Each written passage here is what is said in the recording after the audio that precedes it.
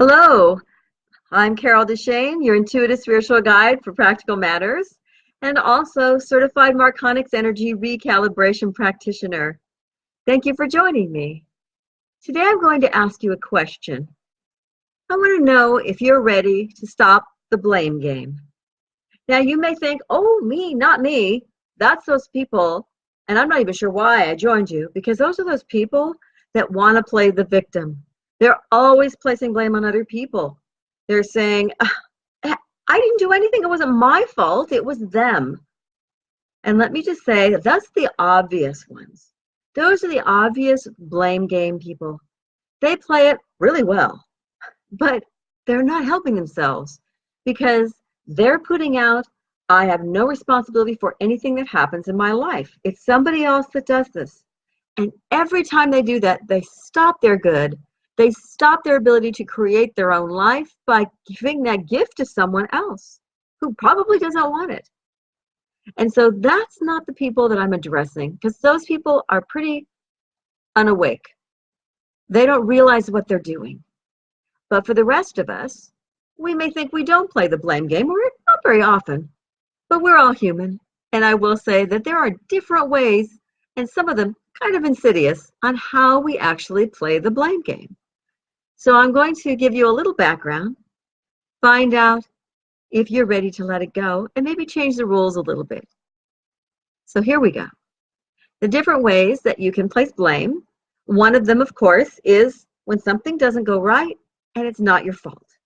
You can blame the other person. So, for example, you're up for a promotion and your boss has already pretty much told you you're going to get it because you're doing a great job, you have the experience, you're ready to go, and he gives it to someone else.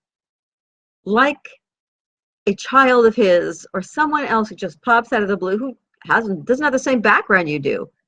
So it's easy as a human being to place the blame on the boss because obviously it was their fault. Their fault.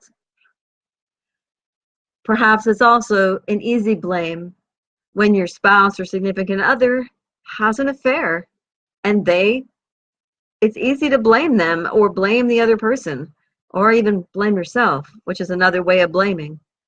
So rather than taking responsibility, you blame yourself for that. Maybe you think you're not good enough or you're not attractive enough or smart enough in order to keep this person who has been philandering on you.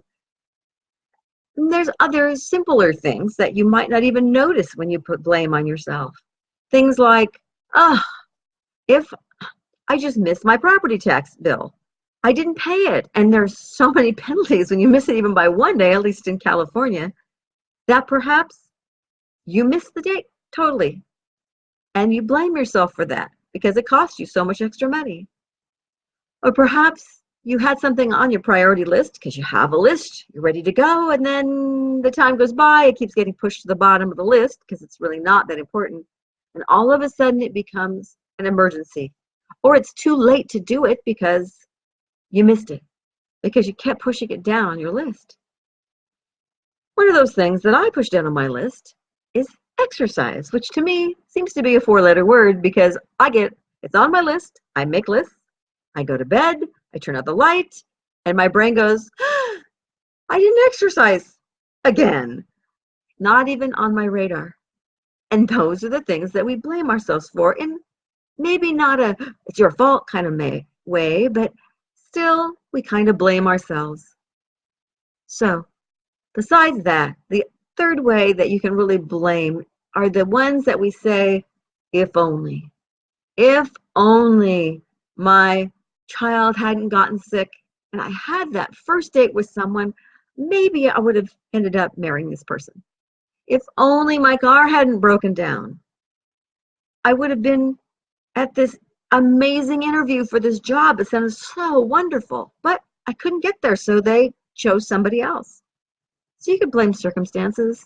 You can blame, the universe or the fact that you have bad luck. If only. It's one of those that doesn't sound like you're blaming, but kind of be aware, because you kind of are. So now that you know the different ways to place blame on people and the ways that you can do it, who you might do it to, realize please, that these are just things that you want, but that you don't have. And if you don't get them, it means there's some blocks. There's some belief structure that you have inside of your subconscious that says, I can't really have that. And you're thinking, well, wait a minute, why can't I have this? Because I want it consciously, but subconsciously we might be saying, yeah, I'm not good enough for that. And sometimes the block might be past lives, or maybe it's 5 seconds of this life, where when you were a kid, maybe a baby at 2, and you've going through your mother's purse, and you find this colorful paper, and you pull it out, and you go, oh, it's so much fun. Oh, look at this. And you start shredding it, and your mother slaps your hand and says, you can't have that. Let that go. You can't have that. And they pull it away. And that's all you need to say, I don't deserve money. I can't have that in my life. And it might be stuck in your 2-year-old's brain, and you're 50 and you still have no money, because that's where it's at. So if you place the blame on the boss who didn't give you the promotion, or on the car that broke down because you couldn't get to the new job with maybe a great amount of salary increase, just know that it's something your subconscious believes that you don't deserve. So if you go ahead and realize some of those underlying things, and you pay more attention to where things come from in your past, you're going to realize that sometimes that 2-year-old's belief, you can let go this fast.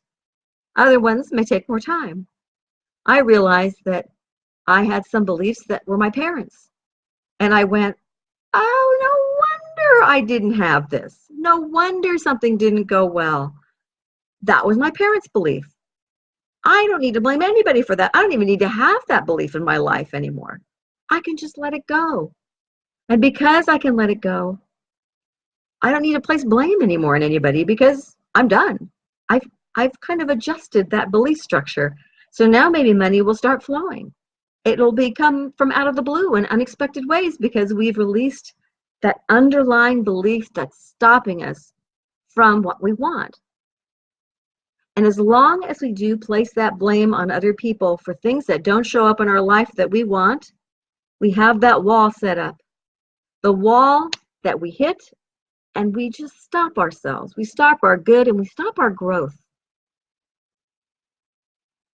So I challenge you to look back at the times when you don't have something that you wanted, you didn't get it, and you wondered what happened. How did you react? Look at that and see if perhaps you had that little bit of, maybe I kind of blamed somebody else or didn't take full responsibility for something, and that's fine. Just realize that you can choose again. The next time something comes up, and if you don't see a pattern, that's fine too. Just the next time something comes up, pay attention.